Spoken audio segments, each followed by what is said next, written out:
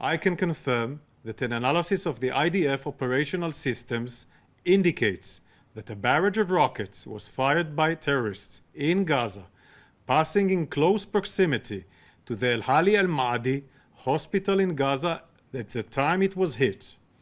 Intelligence from few sources that we have in our hands indicates that the Islamic Jihad is responsible for the failed rocket launch which hit the hospital in Gaza.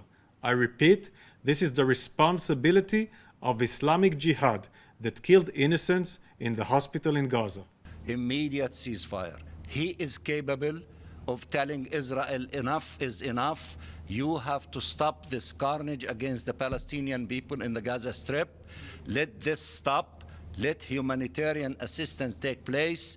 Do not displace 2 million Palestinians and push them in the direction of Jordan. And then let's begin a political horizon, as our brother from Egypt has indicated. We need a political process that will end the occupation as quickly as possible and to implement the global consensus on the two-state solution. Our state will be on the 4th of June of 1967 borders with East Jerusalem as its capital. If we start as quickly as possible moving in the direction of that option, where there is global consensus around it, then it means that those who are stubborn, who think that they can solve the problem by eliminating the Palestinian people, to wake up and to see that the only possible option is to end the occupation and to allow for the two-state solution to take place. The cancellation of the summit, first of all, President Abbas said that he cannot attend, and he went back to Ramallah, and I expect him that he is speaking to, giving a national speech as we speak now. It might be in your in your outfit, in your Al Arabiya and Al Jazeera and all of them.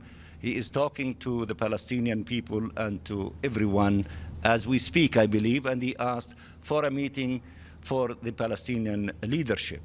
So that's what he did. I understand that our Egyptian brothers canceled the hotels of their today after this massacre.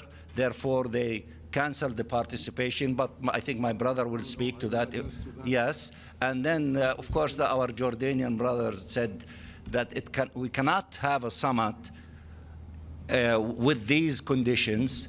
We don't know what the other President Biden is still going there or not, but he canceled President Biden too. Okay, so that because the only thing that would make sense if he made ceasefire immediately, and I'm coming to force the implementation of ceasefire. The Israeli Prime Minister today said, and I quote, the intelligence from multiple sources said that it's the Islamic Jihad is responsible for the failed rocket launch. Your response? He is a liar.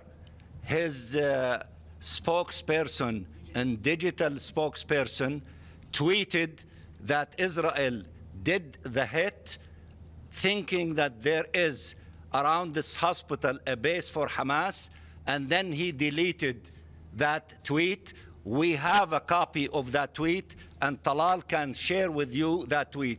Now they change the story to try to blame the Palestinians. It is a lie, and the Israeli spokesperson of the army, about a week ago, made a statement in which he said, evacuate the hospitals are target, and in fact they hit one hospital a week ago. So their intentions is evacuate or hospitals will be hit, and they are responsible for that crime, and they cannot fabricate stories to deal with it. Good morning, everyone. We are organizing this meeting to appeal to the international community to work towards ending this violence, ending this massive humanitarian disaster that's happening, and providing assistance, humanitarian relief, as much as possible. To what Mahmoud said, this is a crime against humanity, and then that would be something that, if it is allowed to happen, that will haunt each and every one of us and those responsible for such a crime. Therefore, it is our collective duty not to allow that crime to take place. We will continue knocking on the door of the Security Council to shoulder its responsibility. It is the party in the UN that is responsible for the maintenance of international peace and security. So if some of you do not listen to us, I hope that they listen to the expert and to those who are specialized on these issues on the field. OCHA, Ms. Joyce Musaya, the Assistant Secretary General and Deputy Emergency Relief Coordinator. Thank you for convening this meeting and for the opportunity to brief you on the humanitarian situation in and around the Gaza Strip. That situation, which continues to unfold as we speak, can only be described as an utter catastrophe. In just 10 days since Hamas militants attacked Israel on the 7th of October, the death toll has already exceeded that of the 2014 hostilities, which lasted more than 7 weeks. So far, more than 2,800 Palestinians have been killed, more than 10,850 injured, and hundreds are believed to be trapped under rubble.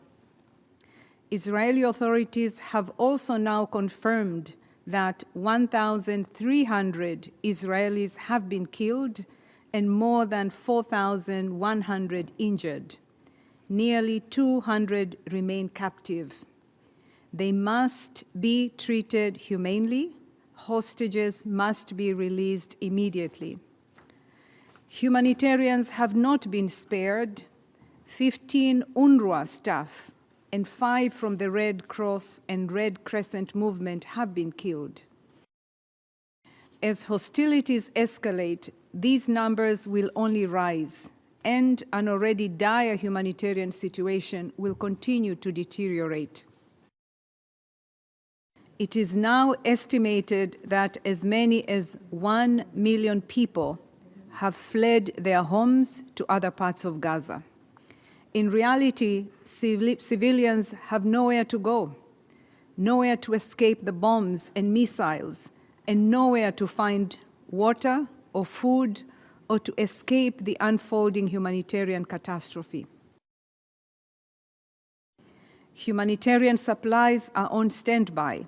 The UN and other humanitarian organizations have stocks of food, water, non-food items, medical supplies, and fuel available in Egypt, Amman, the West Bank, and Israel, ready to be delivered now or within hours.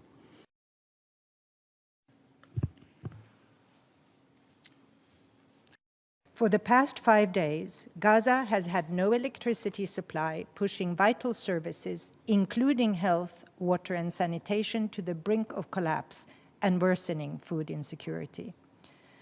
I reiterate that the complete siege of the entire Gaza population, exacerbated by the evacuation order imposed upon half of it, amounts to collective punishment of the Gaza population in violation of international humanitarian law and resulting in serious violations of their human rights.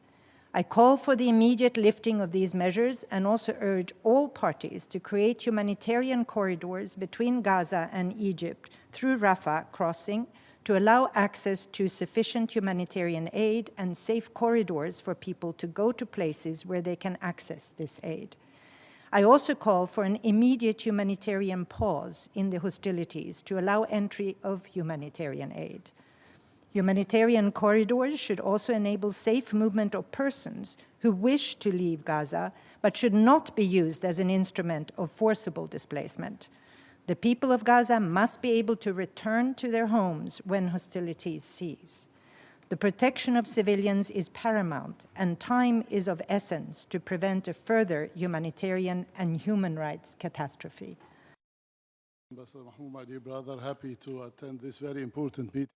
Donors and countries of the region are pledging and are providing a lot of assistance. What remains to be seen is to see that assistance going and having access to the Gaza Strip. According to the Situation Room we have and the reports I'm receiving, up till the moment, no. This does not happen. We are engaging with the US, with UN officials.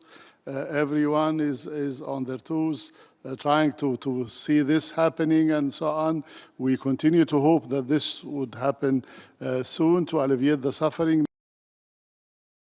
We are hosting a summit, a regional summit and international summit coming Saturday. That issue will be debated as well.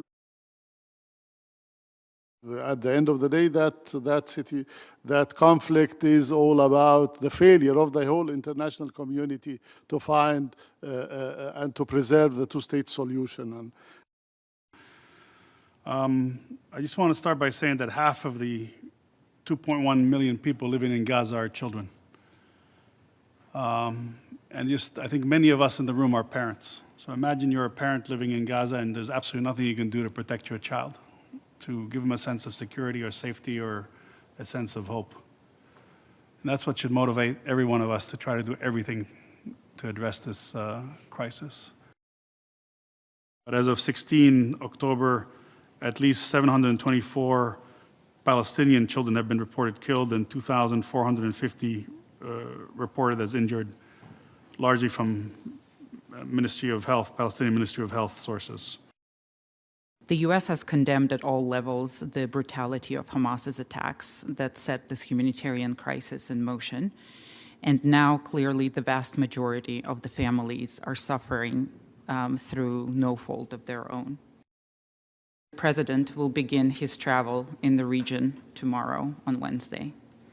We're actively engaged with other partners in the region, including the United Nations, to help meet the needs of people in Gaza. The United States is proud to be the largest international humanitarian donor to the Palestinian people.